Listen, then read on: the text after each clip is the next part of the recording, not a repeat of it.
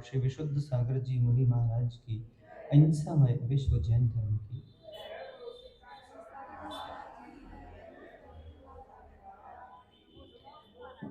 अहो सिद्धों, सिद्धत्व स्वात्म साधना, निर्ग्रंथता, तत्व प्रतीति व शुद्ध आराधना।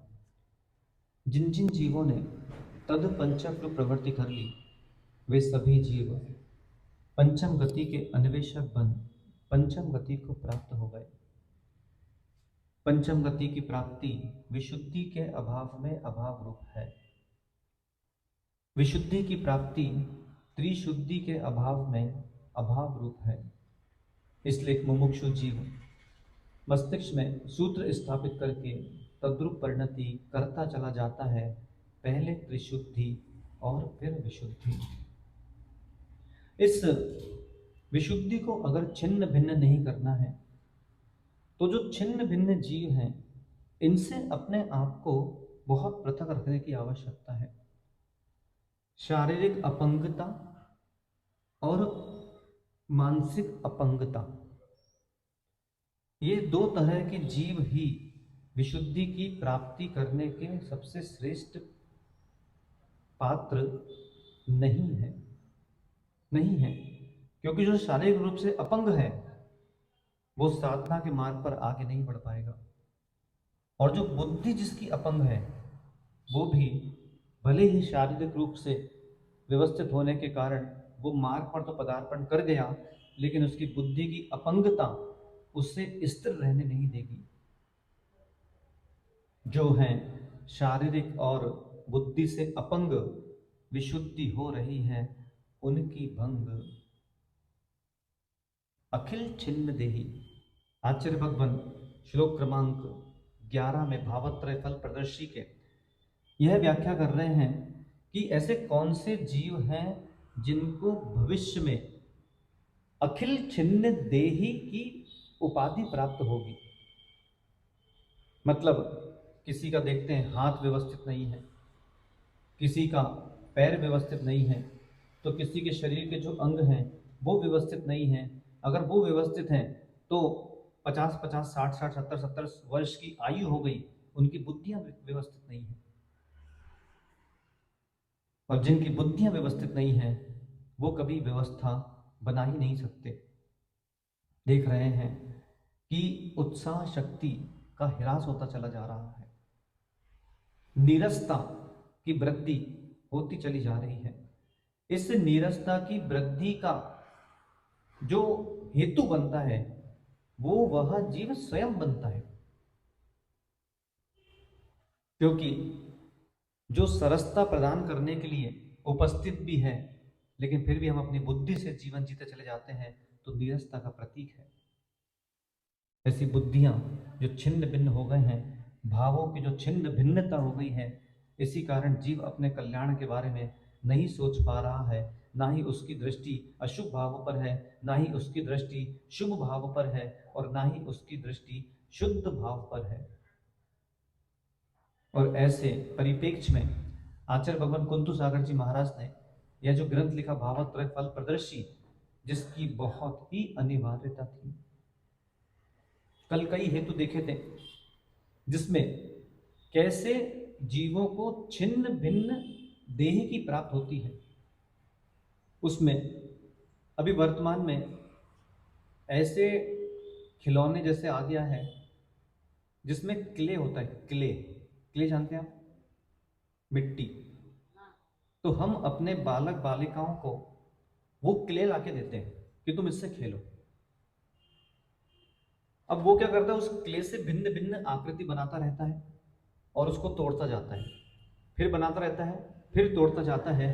ये भविष्य में अपंग होने के लक्षण हैं। ये विषय आपको बहुत गंभीरता से सुनना होगा, इसलिए तो लिखा है श्लोक ही है। आचार्य कुंतु सागर जी को इस बात का ज्ञान था कि भविष्य में ऐसा होने वाला है, तो ये बालक बालिकाएं कहीं अपंग ना हो जाए, इसलिए श्लोक लिख दिया। फिर एक जेल जैसा आता है जिसको ऐसा लिया, ऐसा किया और ऐसे दीवार पे फेंको तो चिपक जाता है, आता है सभी खिलौने जैसा। वो अगर हम अपने बालक बालिकाओं को दे रहे हैं तो उसमें छोटे छोटे बाजारों में ऐसी वस्तुएं आती है, उनके साथ फ्री मिलना चालू हो गया है। और वो आया उनके हाथ में, उन्होंने कहीं गुड्डा बनाया, कहीं ये बनाया, कहीं वो बनाया, और फिर उसको ऐसा तोड़ा, फिर उसको वैसा तोड़ा। आज तुमने दूसरे के छिन्न भिन्न कर दिए, कल भविष्य में तुम्हारे अंग छिन्न भिन्न होंगे। बच के रहना चाहिए उससे। बाल्य अवस्था में कितनी बार हमने रेत के ढेर, बाल्यकाल में जाइए अपने, रेत के ढेरों में क्या क्या बनाया और फिर कैसे कैसे उसको तोड़ा, छिन्न भिन्न। इसलिए मैं आपको बोलता कि किसी भी प्रकार की ऐसी कोई भी वस्तु का आपको प्रयोग नहीं करना चाहिए जिसमें पुरुषाकार या पशु आकार बना हो। मनुष्याकार और पशु आकार, इन दोनों से हमको बचते रहना चाहिए, क्योंकि यहाँ पे आचार्य भगवान ने दो भंग दिए हैं, पशु नाम, और पशु नाम के साथ साथ नृणाम। नृणाम और पशु नाम। नृणाम मतलब मनुष्य और पशु नाम मतलब पशु। अखबार, अखबार का जो प्रयोग कर रहे हैं, अखबार जो फाड़ते हैं, यात्रा पे गया, साथ में रोटी के डब्बे में अखबार लगा के ले गया और उसी में भोजन करते पाया जाता है, और बाद में उसी अखबार से हाथ पोंछते पाया जाता है और उसी को फाड़ते पाया जाता है। क्यों? क्योंकि बाजू वाला ही बैठा, उसको भी सब्जी देना है, तो आधा अखबार भैया आगे पकड़, होता है कि नहीं? वो जो आधा अखबार दिया, उसी आधे अखबार में किसी की फोटो थी, उसका आधा सर कट गया, कट गया।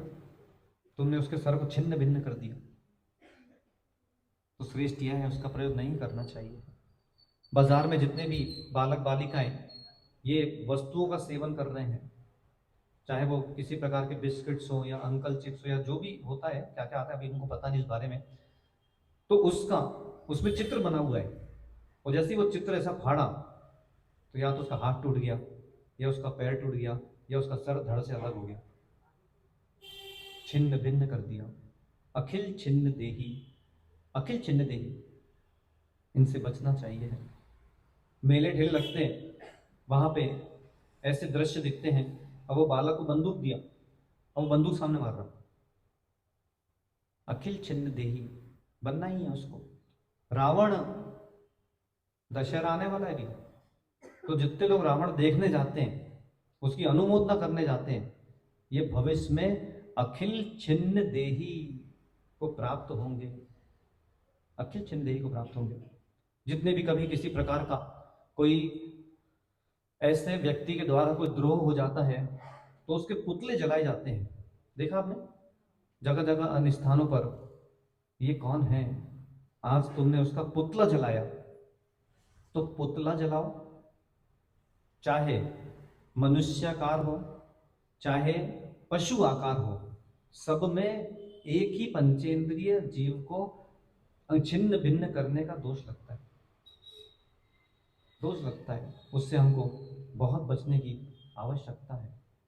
इसलिए हे श्रावकों, ये मनुष्यकार और पुरुषाकार से ऐसे अपने बालक बालिकों को किसी प्रकार के क्ले व्ले जैसी चीजें हैं, इनको बिल्कुल ला के देना नहीं चाहिए है। आज उनको तो बड़ा आनंद आता है कि हम तो खेल रहे हैं, देखो देखो दादी, देखो दादी, ये करो ये करो, बड़ा आनंद आ रहा है, लेकिन उनको नहीं पता कि उनके भविष्य की जो पर्याय है, वो भविष्य की पर्याय उनकी क्या होने वाली है। बचना चाहिए है। एक ऐसे ही सम्राट थे उज्जैन के, क्या नाम था उनका? यशोरथ।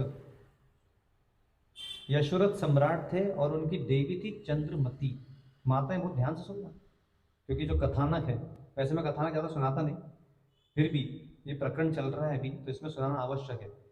तो चंद्रमती नाम की जो देवी थी, एक बार यशोरथ जी जब दर्पण देख रहे थे, तो उन्हें एक सफेद बाल दिखा, ढोलिया जी, और जैसे उनको सफेद बाल दिखा तो उनको वैराग्य की प्राप्ति हो गई, और उन्होंने अपना राज तिलक अपने पुत्र यशोधर को करके उन्होंने दीक्षा धारण कर ली। ढोलिया जी, उनका तो एक सफेद बाल था, आपके तो पूरे ही हो गए, पूरे ही हो गए। पर्याय निकल गई आधी, भलांडे जी, पर्याय निकल गई आधी, कब करोगे समाधि? इस सूत्र का पाठ करना चाहिए आपको। माताओं, पर्याय निकल गई आधी।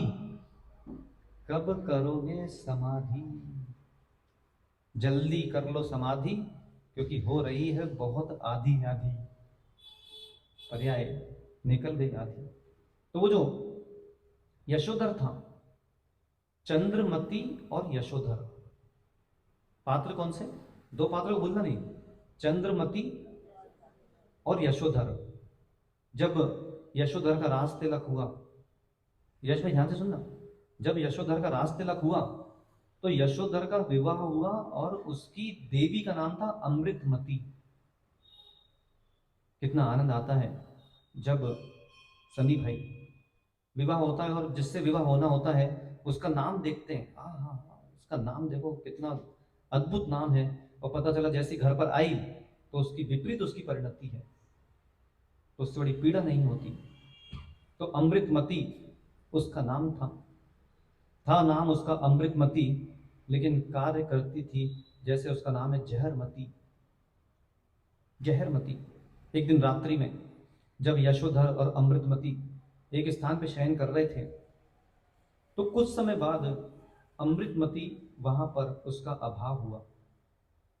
यशोधर बड़े विचलित हुए कि इसका अभाव क्यों हो गया, तो देखा कि वहां जाने के बाद बाहर निकलकर एक पर पुरुष के घर गई वहां, और पर पुरुष से जो बिल्कुल बदसूरत था, लेकिन क्या करें, जब हृदय की बात आती है तो उस समय सूरत बदसूरत नहीं देखी जाती।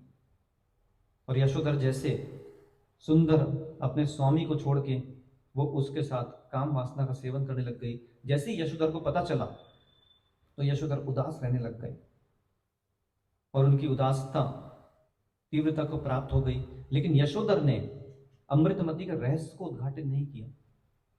क्यों नहीं किया? क्योंकि उसको पता था कि आज अगर मैं अमृतमती के रहस्य का उद्घाटित कर दूंगा तो भविष्य में मेरा ही हिरास होगा, हमारे ही कुल के छवि पर एक बहुत बड़ा प्रश्न चिन्ह लगेगा। कुछ नहीं, अपना जीवन चलते चले गए, चलते चले गए, चलते चले गए। फिर एक दिन यशोधर इतना हिरास था, चंद्रमती ने पूछा कि हे पुत्र, तुम राजपुत्र हो, और राजपुत्र जो होते हैं, जो नेतृत्व करते हैं, उनके मुख पर तनाव नहीं होना चाहिए है, क्योंकि जिनको देख देख कर सब जी रहे हैं, अगर वही मरा मरा जिएगा तो दूसरे जिएंगे कि मरेंगे। यशोधर ने कहा कि मैंने कल दुस्वप्न देखा था। दुस्वप्न और सुस्वप्न, दो प्रकार के स्वप्न होते हैं, एक बुरे स्वप्न और एक अच्छे स्वप्न। वे जी परम पुण्यात्मा हैं जो अपने स्वप्न में ऐसे दृश्य देखते हैं कि मैं महाराज जी को आहार दे रहा हूं, ऐसे दृश्य देखते हैं कि मैं भगवान का अभिषेक कर रहा हूं, ऐसे दृश्य देखते हैं कि मैं प्रवचन श्रवण कर रहा हूं, ऐसे दृश्य देखते हैं कि मैं परीक्षा पत्र हल कर रहा हूं, ऐसे दृश्य देखते हैं कि मैं स्वयं पिच्ची कमंडल लेकर विहार कर रहा हूं। उनसे बड़ा कोई पुण्यात्मा जीव नहीं है। और जो ऐसे दृश्य देखे कि भगवान की प्रतिमा मुझे हंसते हुए दिखे, ऐसे आदि जो दृश्य है, भगवान की प्रतिमा मुझे आंखों में से आंसू बहते दिखे, ऐसे दुस्वप्न वालों को शांति कर्म करने का आदेश है कि जिस दिन आपको ये स्वप्न आता है अगले दिन ही शांति विधान करिए आप। हे श्रावकों, रात्रि में जब शयन कक्ष में जाओ तो कम से कम 9 बार नमोकार मंत्र पढ़ के फिर सोना चाहिए है, जिससे हमको जो दुस्वप्न आने की संभावना है वो दुस्वप्न सुस्वप्न में बदल सके। तो यशोधर कहता है चंद्रमती से कि मुझे ऐसा दुस्वप्न आया था इसलिए ऐसा हुआ, लेकिन अमृतमती सब समझ गई थी। अमृतमती को लग गया था कि कोई दुस्वप्न स्वप्न नहीं आया है, ये तो इधर उधर की बातें कर रहे हैं, वास्तविकता में बात तो यह है कि इन्होंने मेरे रहस्य को पकड़ लिया है, इसलिए ये उदास है। अब चंद्रमती कहती है एक श्रेष्ठ माँ वह होती है जो अपने पुत्र को किसी भी प्रकार का जब उसमें विपत्ति आए तो हिंसक उपदेश नहीं दे। लेकिन चंद्रमती क्या कहें, चंद्रमती को जब यशो विजय थे, जो क्या नाम था उनका, यशोरथ जो थे, तो यशोरथ को वैराग हुआ एक सफेद बाल देखकर, तो उसमें कहीं ना कहीं चंद्रमती की भी कुछ ना कुछ विषय होगा। वे पुरुष परम पुण्यात्मा हैं जिनकी स्त्रियों को बहुत अधिक क्रोध आता है। हाँ, वे पुरुष परम पुण्यात्मा हैं जिनकी स्त्रियों को बहुत अधिक क्रोध आता है। मतलब अब उनको ये विषय मिल रहा है कि बढ़ रहा है स्त्री का क्रोध, चलो भैया दीक्षा ले लो ताकि हो सके आत्मशोध। और जिनकी स्त्रियों को बहुत अधिक क्रोध आता है फिर भी पुरुष घर नहीं छोड़ रहा है, तो उससे और निकृष्ट पुरुष कोई नहीं। ये संकेत है, संकेत है। अब चंद्रमती को वहां पे ये उपदेश देना चाहिए था कि चलो अपन भगवान के पास चलते हैं, भगवान की आराधना करते हैं, भगवान की आराधना करने से चित्त शांत होता है। लेकिन चंद्रमती ने क्या उपदेश दिया? यह उपदेश दिया, बोले एक चंडमारी नाम की देवी है, उस चंडमारी नाम की देवी को बलि चढ़ाओ, बलि चढ़ाने से वो प्रसन्न होगी और तुम्हारा यह जो संक्लिष्टता है, ये संक्लिष्टता शांति रूप परिवर्तित हो जाएगी। लेकिन यशोधर धर्मात्मा थे, यशोधर बिल्कुल भी इसके लिए तैयार नहीं हुए। फिर चंद्रमती ने कहा कि ठीक है, एक काम करते हैं, अगर आप ऐसे नहीं मान रहे हो तो हम अकृत्रिम बनाकर, मतलब कृत्रिम रूप उसको प्रदान करके फिर हम उसकी बलि देते हैं। तो उसने क्या बनाया? उसने मुर्गा बनाया। और कौन सा मुर्गा? आटे का मुर्गा। जैसे क्ले से बनता है वैसे ही आप देखना, कभी माँ भोजन बना रही होती है और वहाँ बालक रो रहा होता है तो माँ एक आटे की लोई दे देती है उसको, बोले तुम बेटा लोई से खेलो। माँ कभी मत देना, कभी मत देना, क्योंकि जितनी बार आप आटे की लोई दोगे उतनी बार वो भिन्न मनुष्य आकृति बनाएगा, पुरुष आकृति बनाएगा और उतनी बार उसको छिन्न भिन्न करेगा और भविष्य में अखिल छिन्न देही बनेगा। तो चंद्रमती ने कहा कि अगर तुम वास्तविक जो पंचेंद्री मुर्गा है जो, अगर तुम इसको नहीं मार सकते तो चलो एक काम करो, आटे का मुर्गा बनाते हैं, चंडमारी के यहाँ पे आटे के मुर्गे की बलि देकर आओ। तो उसने आटे का मुर्गा बनाया और आटे का मुर्गा बनाकर उसी तरह उसी भाव से उस मुर्गे की चंडमारी देवी के सामने ऐसी गर्दन काटी। गर्दन काटने के बाद फिर वापस से अपना जीवन जीना प्रारंभ किया। लेकिन अमृतमती तो जहरमती बन चुकी थी, क्योंकि उसको पता था कि रहस्य उद्घाटित हो चुका है, अगर कहीं यह रहस्य बाहर आ गया तो अहित हो जाएगा। तो उस अमृतमती ने पुत्र और माँ दोनों को बलि देने के पश्चात एक प्रसन्नता रूप में जब अपने घर बुलाया कि आप आइए हमारे यहाँ आप भोजन कीजिएगा, वहां जाके उस अमृतमती ने दोनों के भोजन में जहर मिला दिया। हे माताओं, जीवन में आपका जहर मिलाने का त्याग है कि नहीं? भोजन में एक प्रण कर लो, आज कभी भी पुरुषों के भोजन में जहर नहीं मिलाएंगे। मिलाते कि नहीं? वो वाला जहर मिलाना तो फिर भी ठीक है, एक बार में मर जाएगा, लेकिन भोजन परोसते परोसते जो शब्दों के जहर मिलाते हो ये बहुत ज्यादा घातक है। इसका प्रण कर लेना चाहिए है कि जब भी हम पुरुष को या हमारे परिवार के किसी भी सदस्य को भोजन परोसेंगे तो उस समय हम मौन से परोसेंगे, ऐसा कोई भी विषय नहीं निकालेंगे जिन विषयों में किसी प्रकार की वार्तालाप हो, विवाद हो। और उन लोगों का क्या कहें जो चौके में लड़ने लग जाते हैं, ऐसे जिन चौके के विषय में जिनके अंतरंग में किंचित भी कषाय परिणति चल रही है, तो भले वो सोले के वस्त्र में है, उसको घर चले जाना चाहिए। ये बिल्कुल नियम है। कभी भी काशायिक परिणाम में चाहे मानसिक अशुद्धि चल रही हो, चाहे शारीरिक अशुद्धि चल रही हो, मुनिराज को आहार देने बिल्कुल नहीं जाना चाहिए है। क्योंकि वो सुक्ति आपने सुनी होगी, जैसा होवे अन्न वैसा होवे मन। इसलिए हे श्रावकों, हे माताओं, घर पे भी जब भोजन बना रहे हैं तो घर के जो पुरुष हैं या अन्य सदस्य हैं उनके परिणामों में इतनी संक्लिष्टता क्यों आ रही है? बात इतनी सी होती है और उसके बाद भी उतनी सी बात का इतना बड़ा विवाद खड़ा हो जाता है। अभिप्राय जो है, अभिप्राय सम्यक नहीं हो पा रहे हैं। भाई ने कहा ऐसा तो दूसरे भाई ने समझ लिया कि यह हमको अलग करने का प्रयास कर रहा है और उसने अपनी एक अलग ही प्रतिक्रिया प्रारंभ कर दी। ये सब मात्र इसलिए हो रहा है क्योंकि घर पे जो भोजन बना रहा है उसके परिणामों में शांति नहीं है, शुद्ध नहीं है, शुद्धता नहीं है।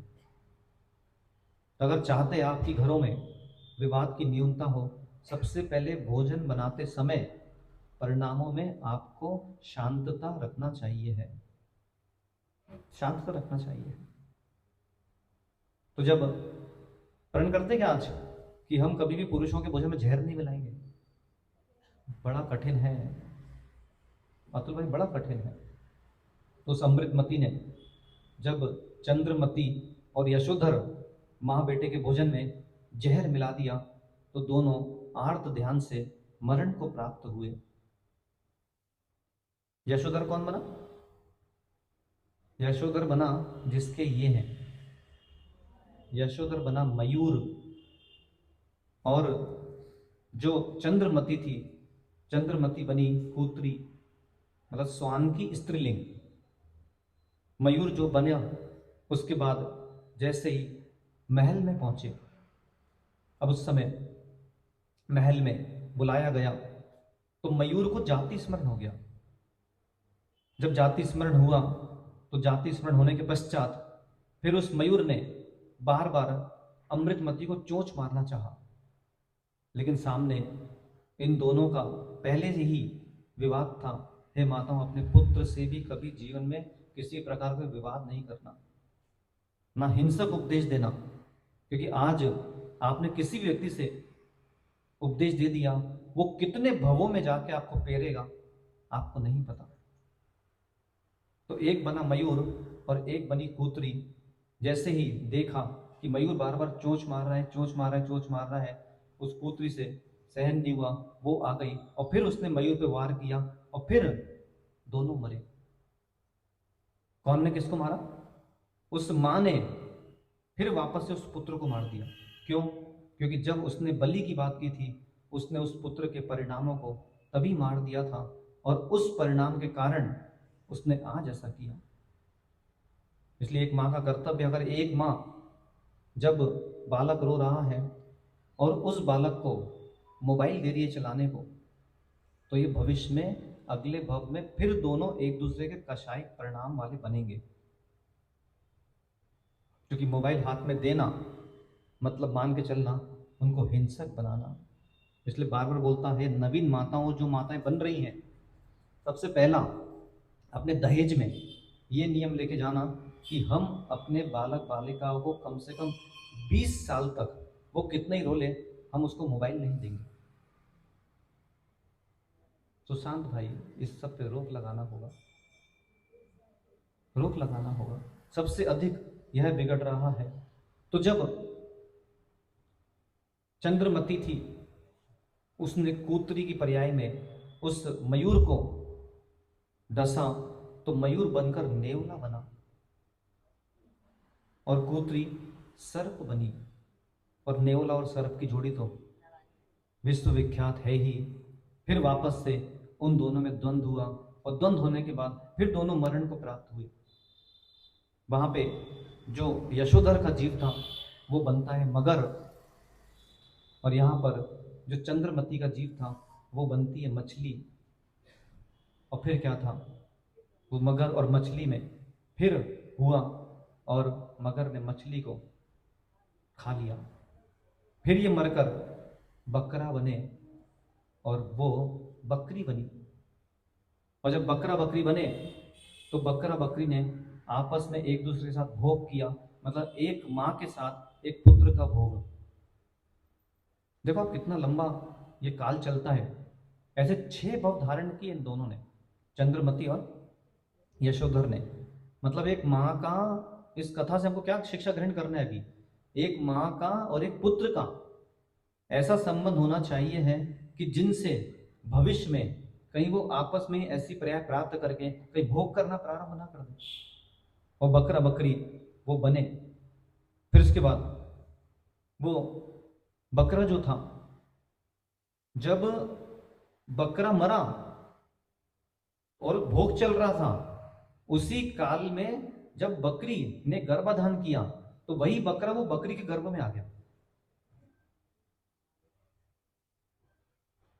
तभी आपको कहा जाता है वक्ता कहते हैं कि प्रथमा नियोग के ग्रंथों को नियमित रूप से अध्ययन करते रहना चाहिए है कि कौन कौन सी पर्याय को प्राप्त होता है। तो स्वयं जो बेटा था अब वो पति बन गया। फिर उसके बाद वो जो बकरा था वो बकरी का बच्चा बना, और चंद्रमती थी वो भैंसा बनी।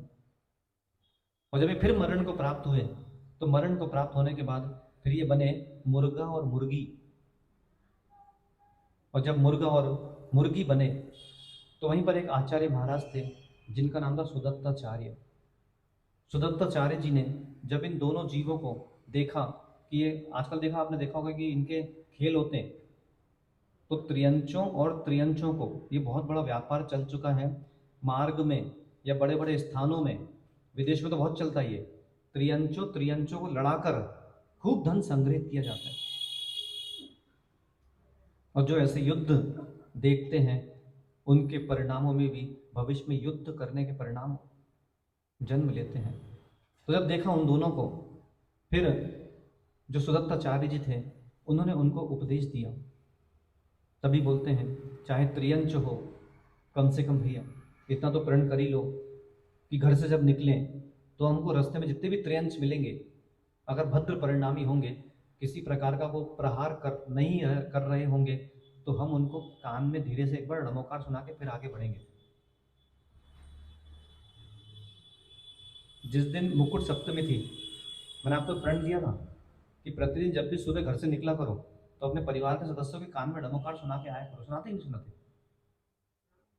सुमेर चंद जी, ये शास्त्रों के उद्देश्य तो बहुत हैं। अगर चाहते हो कि भविष्य में जब भी मरण को प्राप्त हो और उस समय हमारी कोई रक्षा करने आए, तो प्रति समय तनु जी जब भी घर से निकलो तो घर पे जितने सदस्य हैं उनके कान में नमोकार फूंक के आया करो। रास्ते में जितने त्रियंच मिले, अगर लग रहा है कि सात्विक हैं तो दूर से नमोकार फूंक के आया करो। नहीं पता कि आज किसके कान में नमोकार फूंक दिया, भविष्य में वही जीव दूसरा जीव बनकर मेरे परिणामों को बचाने आएगा। ऐसे सैकड़ों उदाहरण हमारे जिन आगम में निहित हैं। तो जब वो मुर्गा मुर्गी बने तो यशोमती ने जैसी बाण चलाया उन दोनों को मार डाला, और जैसी मारा उनको तो मरने के बाद फिर उनके परिणाम शुभ थे। क्यों? क्योंकि वहां पर उन्हें सुदत्ताचार्य जी के उपदेश सुने थे। उसके बाद उन्होंने जन्म लिया, और जन्म लेने के बाद फिर वो छुल्लक महाराज बने और छुल्लिका माता जी बने। उन छुल्लक महाराज का नाम था अभय रुचि, और छुल्लिका माता जी का नाम था अभयमती। अब इतने लंबे समय तक आर्त परिणाम करते रहे तो वैसी अवस्था उनको प्राप्त हुई, लेकिन जैसे ही गुरु के उपदेश से उनका मरण हुआ तब जाके वही मुर्गा और मुर्गी चुल्लक अभय रुचि और अभयमती बने। तो ये जो अभय रुचि जी का कथानक है, जिससे ये अभय रुचि वही जीव था जिसने आटे के मुर्गे की बलि चढ़ाई थी। तो इस कथानक से हमें यही शिक्षा लेना है कि जितने भी पुरुषाकार हैं, जितने भी मनुष्याकार हैं, या जितने भी पशु आकार के जो चित्र आदि होते हैं, इन चित्र आदि से हमको अपनी बहुत रक्षा करना है, बहुत रक्षा करना है। आज अतुल भाई है, अतुल भाई जो व्यापार करते हैं तो इनका भी कर्तव्य है कि इनका जो वस्तु है उस वस्तु में किसी प्रकार का कोई त्रियंचाकार या मनुष्याकार का चित्र ना दें। सुनील भाई का भी कर्तव्य है कि जहां से जो भी वस्त्र ग्रहण कर रहे हैं तो वही वस्त्र ग्रहण करें जिनमें ये आकार नहीं है, क्योंकि आज आपके हाथ से गया है, और आपके हाथ से गया है तो भविष्य में कहीं ना कहीं आपको भी उस पर पुरुषार्थ करना पड़ेगा, करना पड़ेगा। तो ये श्रावक को, यह जो दुकानों में जो वस्त्र की दुकानें हैं वहां पर बाहर एक पुतला रखा रहता है, देखा आपने? उसको कहते हैं मैनीक्वीन, मैनीक्वीन। अब वो मैनीक्वीन रखा है तो रात्रि में जब उसको अंदर रखते हैं तो कई बार उसके हाथ निकाल के अलग कर दिए, कई बार उसके पैर निकाल के अलग कर दिए, छिन्न भिन्न कर दिया। तो ये बहुत अंदर के गहरे रहस्य हैं। इन अंदर के जो गहरे रहस्य हैं इनसे अपने आप को बहुत बचा के रखना होगा। आचार्य भगवान यह जो 11वां श्लोक है, इस 11वें श्लोक में उन्होंने जो भूमिका रखी थी वह यही रखी थी कि अखिल छिन्न देही कौन बनता है। तो अगर हम चाहते हैं, अभी हमारा जो अंग और उपांग है जो व्यवस्थित है, अष्टांग से नमस्कार करता। अष्टांग, अष्टांग कौन से होते, मतलब 8 प्रकार के अंग कौन से हुए, बताओ बताओ अतुल भाई। हाँ बताओ बताओ। बिरले जीव हैं जिनको ये नहीं पता कि अष्टांग कौन से होते हैं। 2 हाथ, 2 पैर, 1 मस्तक, 5 हो गए। इसे पंचांग नमस्कार कहते हैं। अभी हमारा बाल शिक्षा में विषय आएगा त्रयांग नमस्कार, द्वयांग नमस्कार, चतुरांग नमस्कार, एकांग नमस्कार, पंचांग नमस्कार, फिर उसके बाद साष्टांग नमस्कार। तो किनको क्या आदेश है, हमारी परंपरा में माताओं को अष्टांग नमस्कार करने की बिल्कुल आज्ञा नहीं है, उन्हें अष्टांग नमस्कार नहीं करना चाहिए।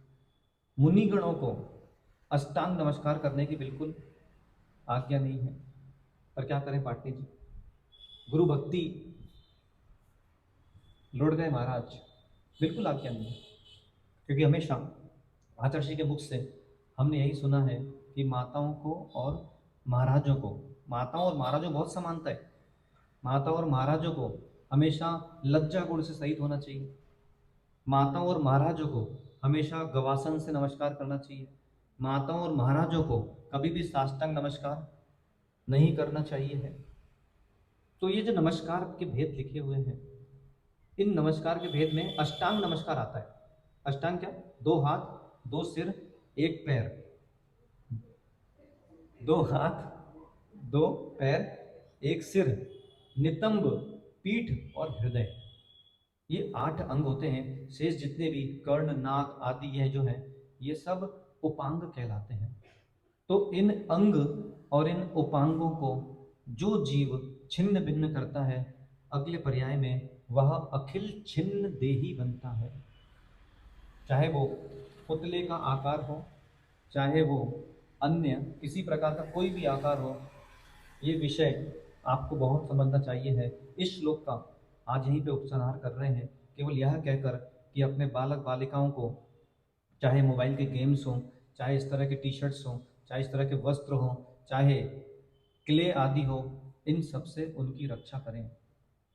और जो नवीन बालक बालिकाएं होते हैं, जन्म लेते हैं, उनको खिलौने आदि लाके देते हैं, तो उसमें भी जो आकार वाले खिलौने हैं, ये कभी लाके नहीं देना चाहिए है।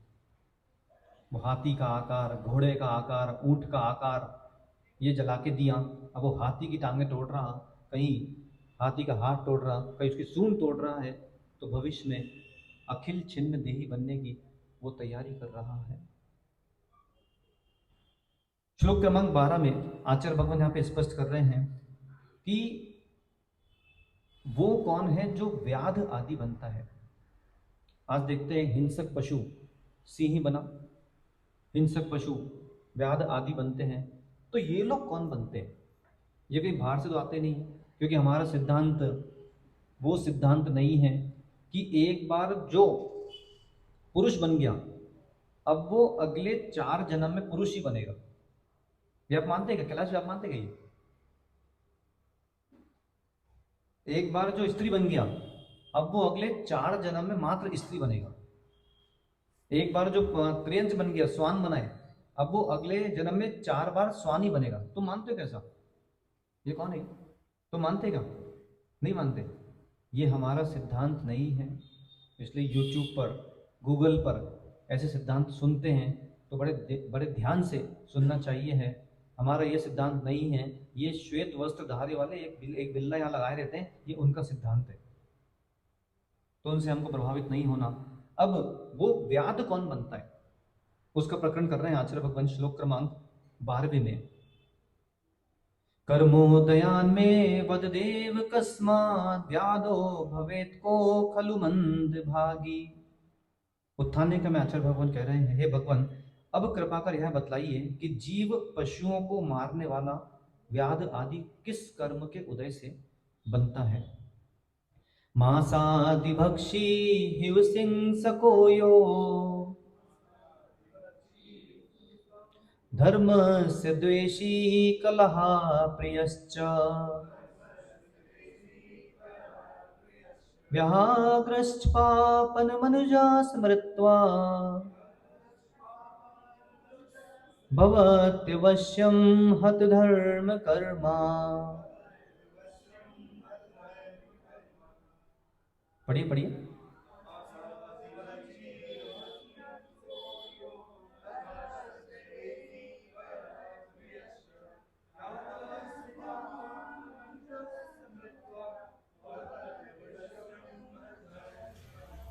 अब वो लोग तैयार रहो जो बाजार में होटल जा रहे हैं, जो रिसेप्शन में जा रहे हैं, जो ऐसे विवाहों में जा रहे हैं जिन विवाहों में उन कैटरिंग को बुलाया जाता है जो हर जगह जाते हैं। मांसादि भक्षी, सबसे पहले जो भंग दिया है, मांस आदि भक्षी, जो मांस आदि का भक्षण करता है वो जीव भविष्य में व्याध आदि हिंसक पशु बनता है। अब जैन बोले हम मांस तो नहीं खाते, ये जैनों का कहना है। लेकिन भैया अगर किसी के रिसेप्शन में गए हो, मैंने पुनः एक बार एक विषय कहा था कि हर जैन समाज में उनके स्वयं के एक भंडार गृह होना चाहिए है, जिसमें उनके स्वयं के बर्तन रखे होना चाहिए हर प्रकार के। और उस समाज में ये घोषणा कर देनी चाहिए है कि इस समाज में कहीं भी कोई भी जैन घर में विवाह होगा तो वो भंडार गृह से ही पात्र आदि जाएंगे और पुनः यहाँ पे जमा किए जाएंगे। गोंदिया में है क्या? तो अभी क्या सारी कैटरिंग शाकाहार हो गई क्या? ये कैलाश का बहुत गंभीर विषय है। हम लोग ये विषय मैंने केवल पिछले 8 सालों में मात्र एक शहर में देखा, उसका नाम है धरण गांव। महाराष्ट्र में एक स्थान है धरण गांव, जाएंगे तो ऐसा बड़ा सा जिनालय है, जिनालय के पास बाजू में हॉल है और उस हॉल में ही दीवालों के अंदर अलमारियां हैं बड़ी बड़ी, और इतने अधिक वहां पे बर्तन हैं कि कितना बड़ा भी विवाह हो जाए उनको बाहर से बुलवाने की आवश्यकता नहीं है। तो ये जैन समाज को इस तरह के प्रण कर लेना चाहिए है कि हम बाहर से जैनों की शादी में किसी प्रकार का कोई भी कैटरिंग वाले को नहीं बुलाएंगे, क्योंकि आज कैटरिंग वाले को बुलाया, अब पता नहीं वहाँ कहाँ से कौन से कार्यक्रम को करके आया है, और क्या वो राख से बर्तन मांजता होगा? हाँ, ईंट के चूरे से बर्तन मांजता होगा? नहीं मांजता होगा। मांजता भी होगा कि नहीं मांजता होगा, यही नहीं, इसकी भी कोई गारंटी नहीं है। इससे हमको बच के रहना चाहिए। इसमें कम से कम नितेश जैसे लोग बहुत अच्छा कार्य कर रहे हैं। नितेश बाकलीवाल जैसे लोग हो गए, जैन भोजनालय जैसे लोग हो गए, कि जो भी यहाँ से यात्रा करने जाता है तो वो बाहर की कैटरिंग से भोजन नहीं करता, यहाँ अपने स्वयं नितेश इन लोग को फ़ोन करता है कि आप हमको यहाँ से भोजन लेकर पहुँचाइए। तो ऐसे जो कार्य कर रहे हैं ये भी अपने आप में प्रशंसा के पात्र हैं। मांसाहारी भक्षी, अब जो बोलोगे आप, फिर बोलोगे महाराज जी कहाँ आपने प्रकरण खोल दिया। जो बाजार जा रहा है गेहूं के डिब्बे को पिसाने और वहां से आटा भर के लाता है, मांसाहारी भक्षी। क्यों? इतनी बड़ी उसकी गेहूं की मशीन है, आटा चक्की है, और उस आटा चक्की में क्या वो अंदर जाके प्रतिदिन सफाई करता होगा? क्या रात्रि में जब वो मशीन पूरी खाली रहती होगी तो उसके अंदर सूक्ष्म जीव छेदों से नहीं जाते होंगे? क्या आटे में मिलकर नहीं आते होंगे? तो स्वयं निर्णय करो, स्वयं निर्णय करो। जो पान खा रहे हैं, जिनको बहुत अधिक मनोहर स्वाद लेने का अभ्यास है, वो पान के पत्ता में कितने जीव होते हैं जरा एक बार आज देख तो लेना घर पे।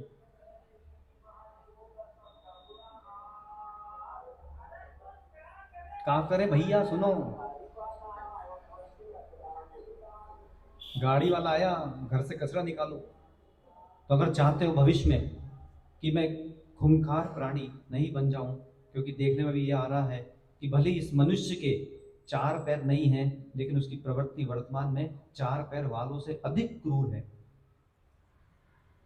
और ये 4 पैर वाले अधिक क्रूर से जो परिणति उसकी आ रही है, वो इसलिए आ रही है क्योंकि भविष्य में यहाँ ये जो श्लोक दिख रहा है, ये श्लोक अभी उसकी परिणति है। एक जीव था, आपको पता होगा। चलो ठीक है, अगर त्रियंचों का मांस आदि सेवन कर रहा है जो कि कुकृत्य है, वहां तक तो ठीक था। लेकिन एक ऐसा भी जीव वो आज से करीब 10 साल पूर्व जो निठारी कांड प्रसिद्ध हुआ था, याद है आपको किसी को? निठारी कांड हुआ था। और वह जो जीव था, वह जीव छोटे छोटे बालकों के अंगों को काट काट कर उसको भूंज भूंज कर खाता था। ये उसकी प्रवृत्ति थी। और जब उस पर रेड पड़ी तो उसके घर के पीछे बालकनी में इतने अवयव मिले जिनको खट्टे करने में पसीना आ गया। वैसे भी हमारे शास्त्र में लिखा ही हुआ है कि जब छठवां काल आने वाला है तो उसमें ये गाजर मूली तो ठीक है, जो मनुष्य के अंग हैं उन्हीं को गाजर मूली आदि समझ के कच्चा खाया जाएगा। अभी से दिख ही रहा है अभ्यास हमको कि किस तरह कोई केकड़े खा रहा है, तो कोई सांप खा रहा है, तो क्या पता कोई चिड़िया खा रहा है। जिसको जो जानवर मिल रहा है वो जानवर का सेवन कर रहे हैं। ये सारे जो मांस आदि भक्षी हैं, ये भविष्य में यही तो क्रूर प्राणी बनते हैं और क्रूर प्राणी बनकर यही तबाही मचाते हैं, मांस आदि भक्षी। सो इनसे को यो धर्मस्य द्वेषी कलह प्रियस्य मांस आदि से हमको मद्य भी ग्रहण करना है। जितने मदिरा का सेवन कर रहे हैं, ये विषय एक बार पूर्ण में भी प्रकरण आया था सप्त व्यसन में, जब 18 प्रकार के व्यसन देखे थे। तो जितने भी मद्य आदि सेवन कर रहे हैं ये भविष्य में क्रूर हिंसक प्राणी बनते हैं, त्रियंच। तो जो बेचारे हमारे भाईगण हैं मद्य आदि का सेवन कर रहे हैं, तो उन्हें समझाइए, इनसे अपने आप को बचा के रखें। और हे माताओं, जो तुम्हारे बालक बालिकाएं हैं, उन बालक बालिकाओं को, आज जितने भी बालक बालिकाओं को बाहर के भोजन में स्वाद आ रहा है, इसमें पूरी पूरी त्रुटि अगर किसी की है तो वो माताओं की है। क्यों? क्योंकि आपके हाथ में स्वाद नहीं है। थोड़ा बुरा लगेगा।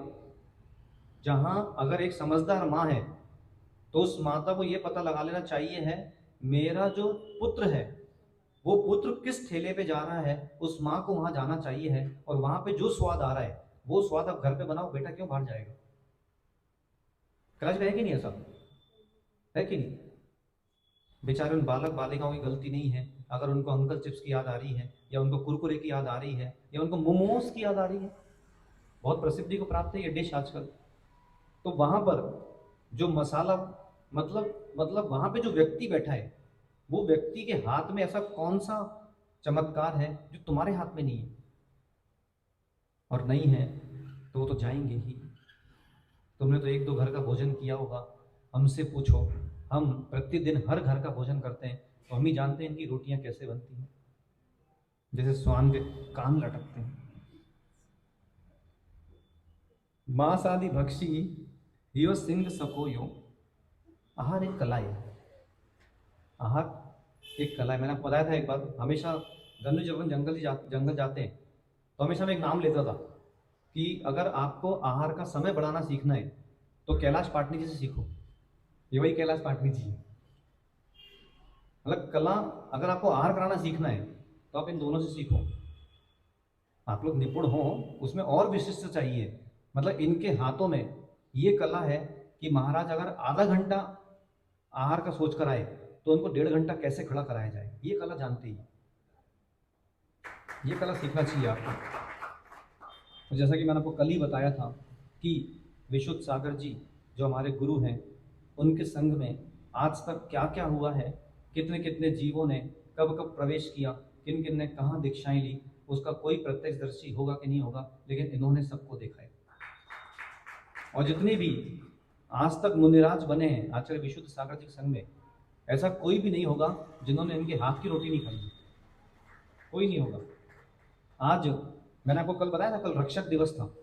श्रेष्ठ रक्षा कौन सी है कि जब विहार चल रहा हो और उन विहार चलते चलते जहाँ पर कोई भी गांव नहीं हो, कोई भी शहर नहीं हो, वहाँ पर अपना परिवार छोड़ के चौका लगाकर पहुँच जाना, इससे बड़ी कोई साधुओं की रक्षा नहीं है। और वो कला सीखना है तो कैलाश पाटनी जी इनके देवी से सीखना चाहिए आपको। तो यहाँ पर जो मांस आदि भक्षी का प्रकरण चल रहा है, पहला प्रकरण जो मांस भक्षण करता है या जो मद्यपान आदि करता है, हिंसक यो जो जीव प्राणों का घात करता है। ये प्रकरण आ चुके हैं, फिर भी प्रकरण बार बार चल रहे हैं। जो जीव प्राणों का घात करता है, अब प्राण किसके? केवल पंचेंद्रिय के प्राण नहीं, एक इंद्रिय से लेकर पंचेंद्रिय, जलचर, थलचर, नभचर, जो जो इनके प्राण लेता है, भविष्य में आज तुमने दूसरे के प्राण दिए हैं और प्राण लेने से जो परिणामों में संकलित आई है, अब तुमको अगले जन्म में ये व्याध आदि खूंखार जानवर बन के तुमको अपना जीवन जीना होगा। धर्मस्य द्वेषी कलह प्रियश्चा, ओहो, ये तो बहुत आवश्यक है। धर्मस्य द्वेषी कलह प्रियश्चा, जो धर्म से द्वेष करता है। बड़ा आश्चर्य होता है कि कोई यह कहता है, बोले हम भैया मंदिर जा रहे हैं, और एक माँ के मुंह से निकल जाए, अरे मंदिर में क्या रखा है? बोले माँ मैं महाराज के पास जा रहा हूँ। एक बालक आया था मेरे पास अभी, तो मैंने उससे पूछा भाई आजकल आप 5:30 बजे कक्षा में क्यों नहीं आते? तो बालक ने जो उत्तर दिया, तो मुझे ये श्लोक स्मरण में आ गया। वो उसकी माँ धर्मस्य द्वेषी है। उस बालक ने कहा, बोले महाराज जी, मेरी माँ कहती है कि महाराज के पास जाने से क्या मिलेगा, चलो तुम्हारा भी बैडमिंटन एक्टिविटी है, वहां जाओ बैडमिंटन खेलो। ऐसी स्थितियां हैं। ये माँ ही धर्मस्य द्वेषी है। कलह प्रियश्च, और जो जरा जरा सी बात में कलह करे, जिनके अभिप्राय ग्रहण क्षमता न्यूनता को प्राप्त हो चुकी है, कहा कुछ और समझा कुछ और, ऐसे कलह प्रियों को भविष्य में हिंसक पशु बनना पड़ता है। व्याधश्च पापान मनुजा समृत्ता, ऐसा जो मनुष्य पाप कर्म के निमित्त से व्याध बनता है। और भी कैसे ये धर्मद्वेषी और कलह प्रिय, इन्होंने कितना मचा रखा है, इस प्रकरण को हम कल श्रवण करते हैं।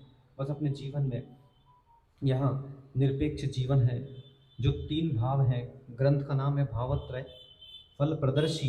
ये केवल ग्रंथ का नाम ही नहीं है, ये आपके प्रत्येक क्रिया, प्रत्येक चर्या का नाम है।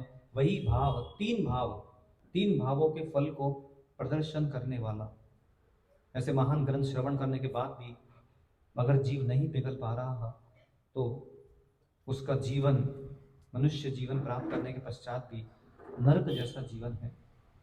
कहाँ जाना था, कहाँ चले गए, न जाने तुम किस किस से चले गए। ध्यान करते अब चल ही लो।